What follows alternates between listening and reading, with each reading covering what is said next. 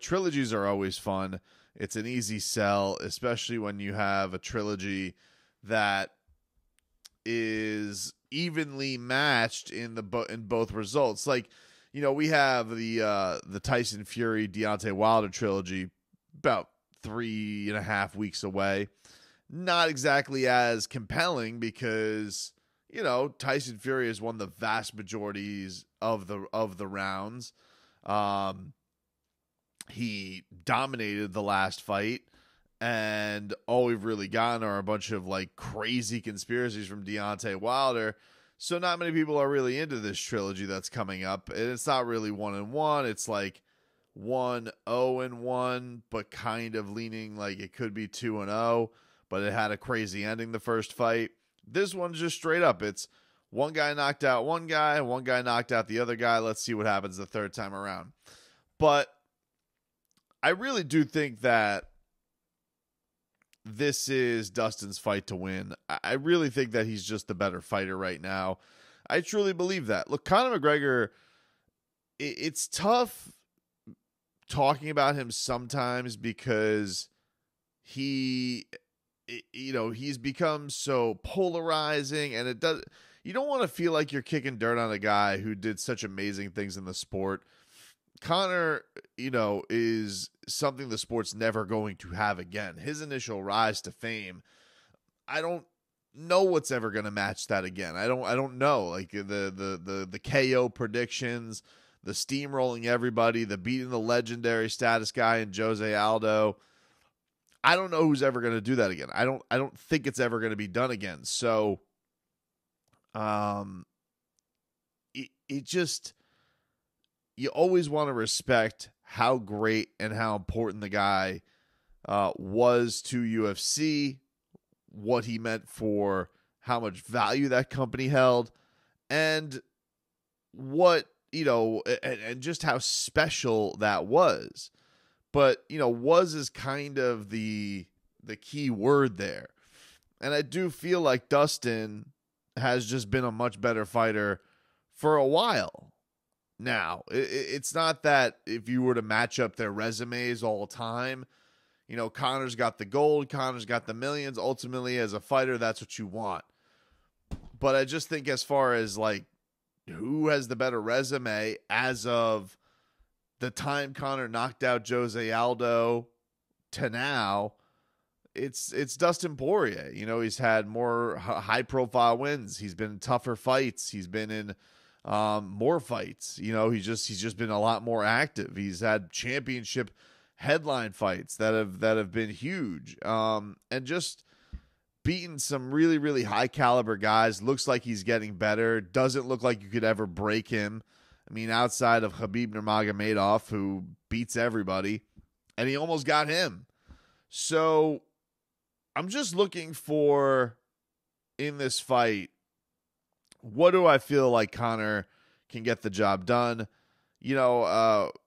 Speaking this week, I was speaking with our guy Lex from Titan FC, and he was like, well, Conor's really good at rematches, and he thinks that he's going to get it done, and he has a close relationship with Dustin. And I respect. Like, I mean, Lex knows more about fighting than I do. I mean, hell, he runs a damn promotion, and I respect what his opinion is on that. That's fine, but I just think that, one, you're putting a lot of stock into something that happened with Conor 5 years ago with the Nate Diaz fight, a whole nother weight class, a whole different fighter, and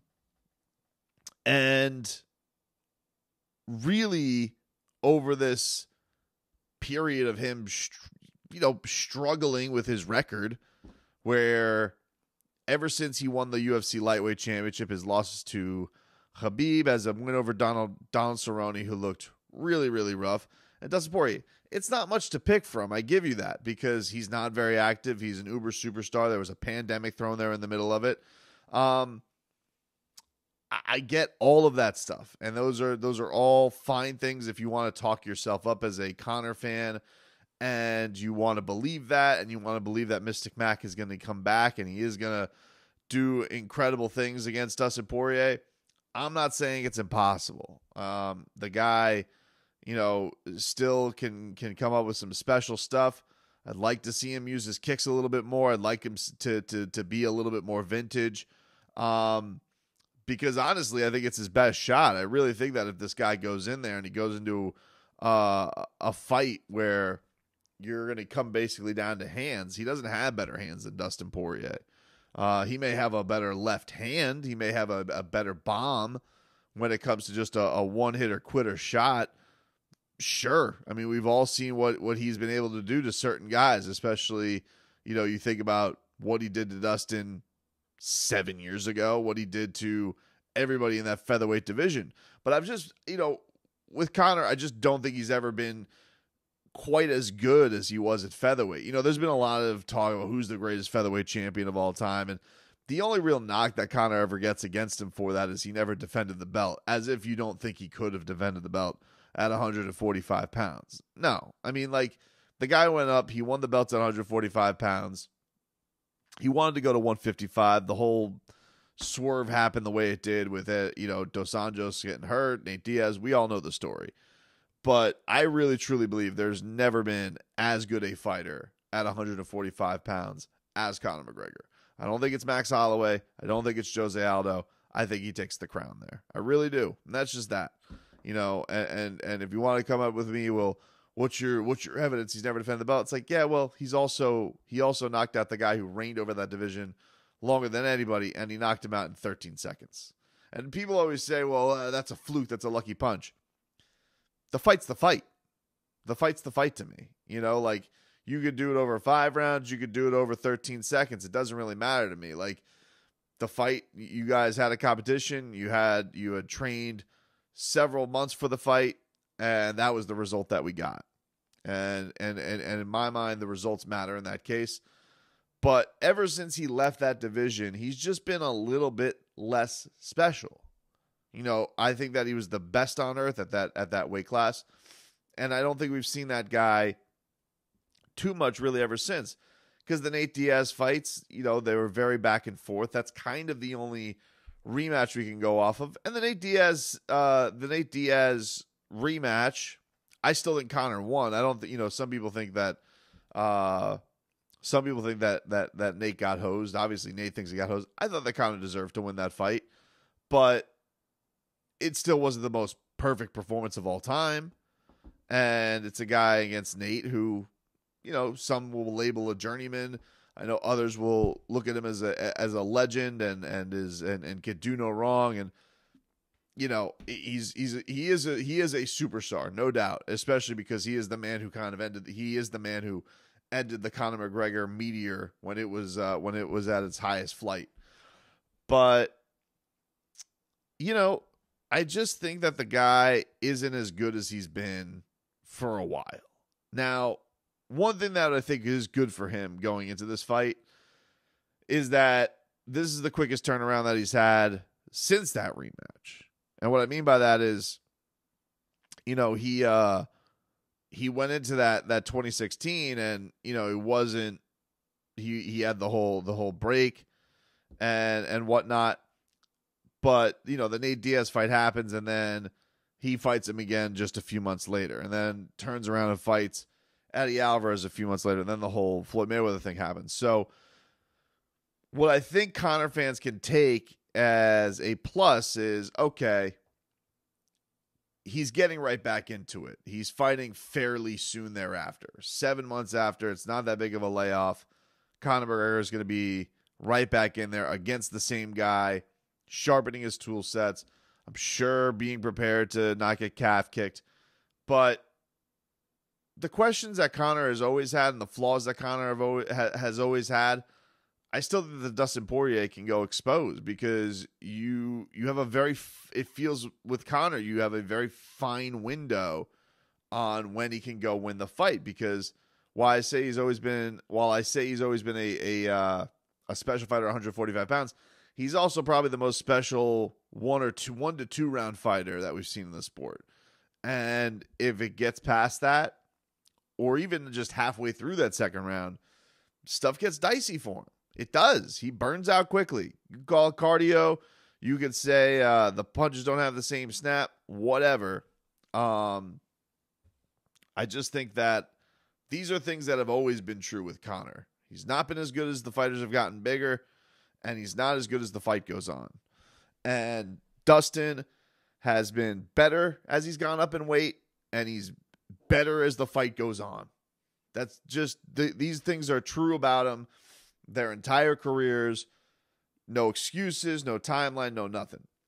Conor can still land that bomb and maybe piece up Dustin. Maybe Dustin just doesn't have it on that night, or maybe Conor, who's a very smart fighter, can make the adjustments. But I don't think he's going to. I think that Dustin's going to get this thing done. I think that I could actually see the fight going a little bit longer, because I do think that Conor will show some new wrinkles. I do think that he'll come in, because it's a quicker turnaround, in better shape. Maybe with a couple new bags. But I think that ultimately, I think it's probably going to lead to these guys slugging back and forth a little bit longer. And I just think that the longer that this fight goes, the worse it gets for Conor. I really, really do. I don't think that this is going to be one of those things where if Dustin goes in there and all of a sudden, Conor gets through 2 rounds, Dustin's going to be like, oh no, I didn't get him out of there. Dustin's going to be like, okay, cool. I'm just getting warmed up. Like that's the type of savage that the guy is as a fighter. So, and I truly do believe right now he's the best 155er on the planet who is active. Khabib's obviously the best. I think Oliveira is an absolute beast. I think Dustin's a little bit better, but I just think Oliveira can definitely beat him and has a ton of tricks in his bag to go and make that fight happen. He's well-rounded. He's a Swiss Army knife. You can't count him out in any championship fight. He's just got too many ways to win. He's got too many ways to win, and he showed his durability the last fight against Michael Chandler too. He's an absolute savage. But for me, I really think for Conor, it's going to be interesting, because if he doesn't win this fight, where does he go from here? And, I think Dustin said an interesting thing this week to Brett Okamoto, where he was saying that, I don't ever count out Conor's will or any of this stuff, because he doesn't have to do this. There is a level of him where you got to respect him as a competitor, because he is making this fight happen. He is stepping into the octagon. He is going in there and wanting to do this, when he really, what did he just sell? Proper 12 for hundreds of millions of dollars. I don't know what the exact figure was. I think they said it was 600. I know all that doesn't go to him, but let's just say Conor made $100 million. Let's just be, safe on it. Let's say he made $50 million, just to be safe on liquor, even though he probably made way more than that. The guy doesn't have to do this. He doesn't have to fight anymore. And Dustin, is pretty open that this is going to be the biggest payday of his career, which is great. And I think the thing that's going to suck for Dustin is I hope that if Dustin gets these 2 wins over Conor, it's not looked upon as, well, Conor's washed and, he doesn't get the McGregor rub that a Khabib Nurmagomedov did, a Nate Diaz did. Because the thing that's going to be crazy about it is he's going to have twice as many wins as those guys do. But those guys, when they beat Conor McGregor, they skyrocketed to the moon. Khabib became a big star. Nate Diaz, big star. And if Dustin Poirier wins this fight, it would be some kind of ironic that if he were to beat him twice, that he almost would probably dim the light on it a little bit, just because people are going to be like, okay, Conor's done. Even though Dustin is a better fighter than Nate Diaz is, and even though Dustin is been one of the best fighters at this weight class, which has been, labeled the best weight class in UFC, he's been, outside of Nurmagomedov, the best guy at this weight class. So, I don't know, man. I just look at this fight coming up this week. I don't see a lot of scenarios where I think Conor's going to win, just because I think Dustin's better at this point in his career. And I don't think that's a knock on Conor. I think Dustin's tremendous. If he does, look, I'll be sitting here and I'm sure I'll get a bunch of Ireland in my mentions, and they'll say you never doubt Mystic Mac. And look, if he comes back and he wins this fight, it's going to be huge for him, and it's going to be huge for the sport. And maybe he'll be back on his ride to the title. Maybe he'll go up and wait and fight Kamaru Usman. Who knows? But I think he's got a tall task in front of him. A tall task against a guy who whoops ass. And I'm taking Dustin Poirier to win this trilogy fight and take the 2-1 advantage going into his championship fight against Charles Oliveira. I want to continue on. UFC 264 next week. Good card coming on up, especially the meat of the order. Obviously, we talked about the main event previously, but I like the co-main event, man. I'm very intrigued by Stephen Wonderboy Thompson versus Gilbert Burns for a couple of reasons. One, it's the first time we've seen Gilbert in the octagon since his knockout loss to Kamaru Usman, which was, what are we talking now? We're talking 6 months ago, where he went and lost to Kamaru. Really had him, I think, clipped and hurt in was it the first or second round of that one? And Kamaru ended up putting him away. I think he got him in the first round, then it was almost put away in the second round, then was put away in the third round. So put him in danger there a little bit, but the fun ride that he was on at welterweight, where he was really steamrolling and got himself a great opportunity at the title just by saying yes. Now he has the opportunity to bounce back. Now, the thing that's interesting to me is, we talked about this with the main event where Dustin, he wins this fight. He's likely fighting Charles Oliveira for the championship. I would say if Conor wins, he's probably fighting Charles Oliveira for the championship. I think for this one, I wouldn't say this is a two-way street. I don't think that if Gilbert wins, he can get himself back into the good graces of getting a championship fight against Kamaru Usman. But Stephen Wonderboy, the welterweight division's in an interesting spot right now because you have Kamaru's reigning supreme over everybody. He is supposed to fight Colby Covington. It seems like that's the vibe we got from Dana. But we don't have an official announcement. We have rumors. We have stuff that's out there, but we don't have an official date on it. I am wondering if Stephen Wonderboy Thompson, could he swoop in here could he have one of those vintage Wonderboy KOs? Something that's just really, really spectacular. Something like he did against Jake Ellenberger, something like he did against Johnny Hendricks. Could he do something in that realm where it's people's like, oh, Wonderboy back, and I want to see that? Because the Kamaru Colby fight's good. It was a great fight. I thought it was 2-2 before Kamaru put him away in the 5th round. Some people had it 3-1. Whatever. It was a great fight. It was a great fight no matter how you had it scored. And I think for Kamaru, he's a guy who seems like he's looking for new challenges. As he said, he's been more active than his challengers have been. And I think that's a fair criticism. That's why I said I didn't really have a problem if they threw him a Nate Diaz. I think that now it's tough now because Nate just lost to Leon Edwards. But at the time when I was in Jacksonville and I was at the ViStar Memorial Arena and he's there with the belt and he's fresh off of knocking out Jorge Masvidal cold, you think to yourself, this dude deserves something of whatever he wants. He deserves a little bit of new blood. Now, Stephen Wonderboy Thompson is not new blood. He's old blood. He's been around, but at least he's newish blood with this certain championship match. Everybody knows that he's good. He's got a resume that speaks for itself. Beaten, the likes of Rory McDonald, beaten a Jorge Masvidal. He's beaten Vicente Luque, Jeff Neal. Both guys very respectable. His Darren Till fight was razor thin, and it was a fight where Till even missed weight.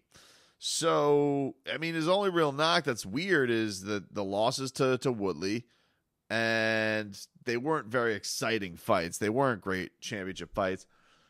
And then, of course, get knocked out by Pettis, but he's avenged that. He's won two straight after that. So I'm just wondering, really from this moment, it's not really so much a prediction because I don't really know who wins this fight. I think I'm gonna lean Wonderboy because I think he's got enough of the arsenal in the tool bag where you're going in there against a guy who just got knocked out brutally. I think that he could do some things that really, really will keep Gilbert hesitant. And we'll make it a very tough fight for Gilbert to want to get off his shots. Maybe he goes in there and he just throws willy-nilly anyway, but I think it's a tough guy to come back against if you get my drift with that one. So I think for Wonder Boy, this is an interesting one because I really do think that Kamaru is looking for something that wets his whistle, gets him a little bit excited. And though Wonder Boy is not like this big box office draw, he is more established than Leon Edwards.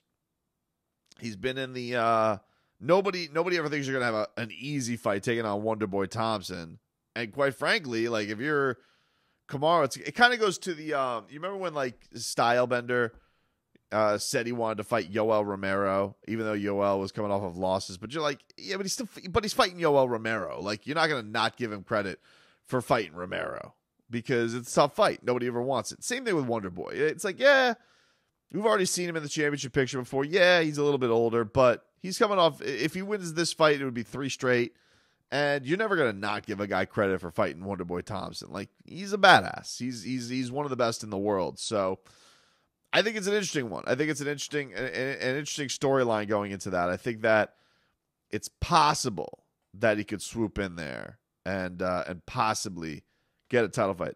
The other one that really interests me is really the fight in the middle of the main event. That's a heavyweight match between Tai Tuivasa and Greg Hardy. And this is an interesting one for a couple of reasons. One, Greg Hardy is coming off of his first. What I would really say, I do a thing on my on my regular sports show where I talk about true wins, true losses. Right? You lose to the Denver Nuggets second night of a back-to-back on a road trip. It's a legal error. It's not a true loss. All right. You have a game where Jimmy Butler doesn't play and the other team beats you. It's a loss, but it's not a true loss. You know what I'm saying? So for Greg Hardy, he really didn't have something you could look upon and say, that's a true loss. If you look back on his career, you're like Alan Crowder. Remember that the illegal knee when he lost with the inhaler thing. It was a win for Hardy. Then it got overturned, so that's no contest. Then you had the Volkov, which was a fight I think he earned a ton of respect because Volkov was top 10 in the world. He flew to Russia. I think he did that fight in like 3 weeks' notice. And I think earned a lot of respect. This last fight against Marcin Tybura, first true loss of Greg Hardy's career. TKO'd, beaten. It's there's no asterisk you can really throw up there. So that's an interesting thing that Greg Hardy has to bounce back from. He is he's I would say had a kind of an uneven mixed martial arts career in that there's been a lot of weird stuff, but he's gotten some wins. You think about a guy who's not been doing it that long. He's in the UFC. He's got his record to what is he? He's at 7-3. It's a respectable record. It's not like the most beautiful resume in the world, but look, I'm sure there's a lot of people who thought, hey, this guy's a NFL defensive player. What's he gonna do in the sport? Hey, he's made a career out of it, dude. He's been doing it what now? 3. This is his 3rd year doing it. It's and so I'm not. This isn't the give Greg Hardy his flowers show. I'm just saying it's an interesting point in his career in that he's a guy who talks a big game. He's like, I'm going to be the Michael Jordan, the crossover athlete, all that. Look, I'm just going to see, is he going to be a contender? Is he going to be any good at this? You know what I mean?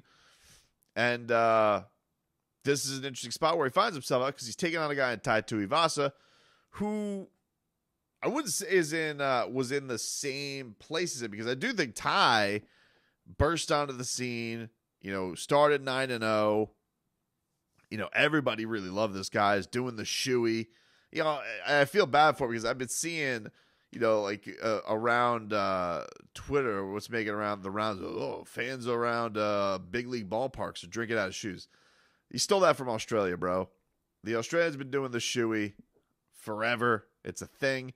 Beast had to do one back in the day. We made him do a shoey. We had Tai Tuivasa on the show back in the day. He told us about the shoey. We've asked other Australian athletes about the shoey. That's their thing. You're stealing it.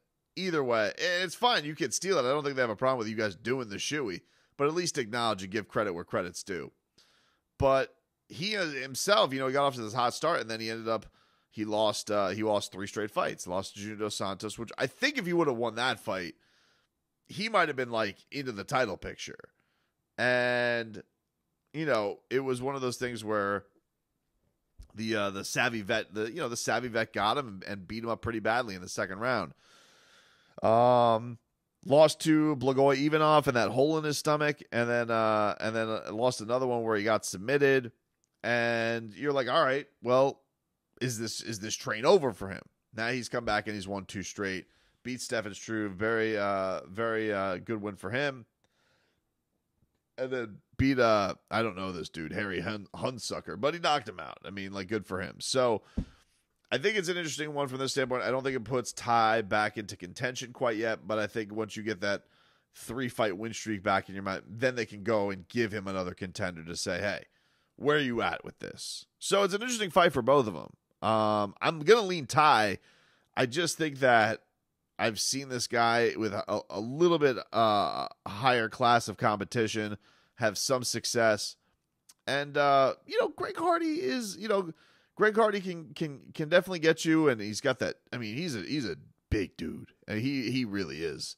You're like, I could imagine being in a cage with Greg Hardy. It's got to be pretty intimidating, especially early on, because he's winging some real bombs at you. But I do think that he is one of those guys where the gas tank gets empty pretty quickly on him, in that he's just not as dangerous. Not that he can't go win. I mean, he's been the distance. He's won unanimous decisions before, but he's just not as dangerous once you get past those early stages with him. So I'm going to lean Ty on that one to get the win, and should be an interesting one.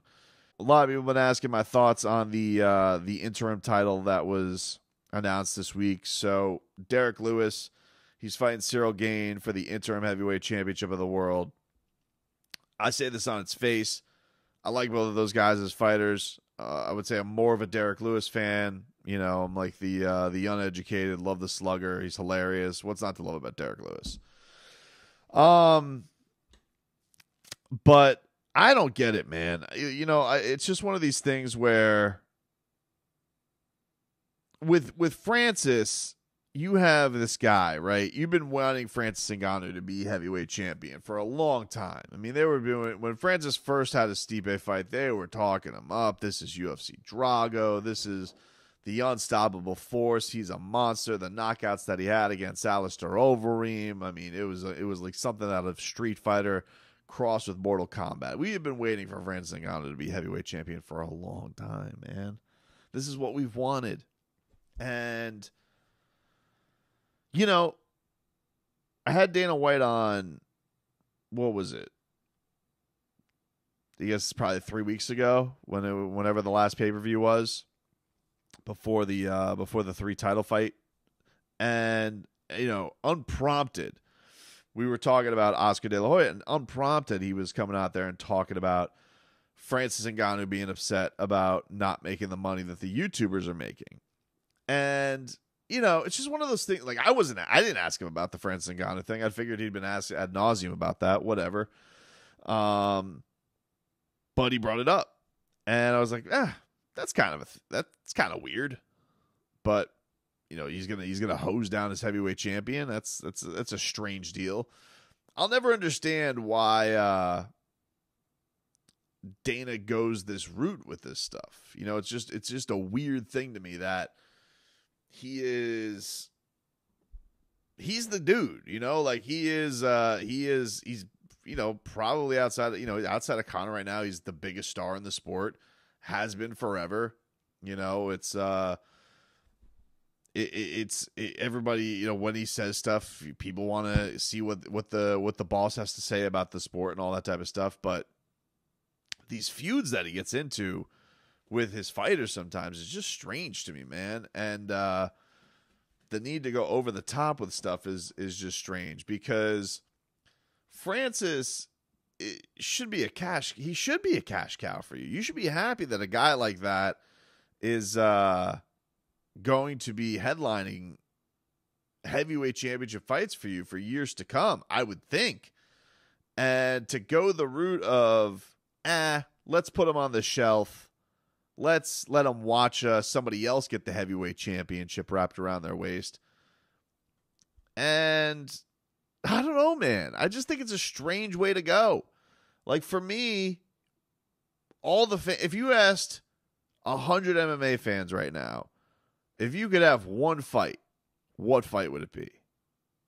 And I would venture to guess 90 of those fans probably would come back at you with Jon Jones versus Francis Ngannou for the heavyweight championship of the world.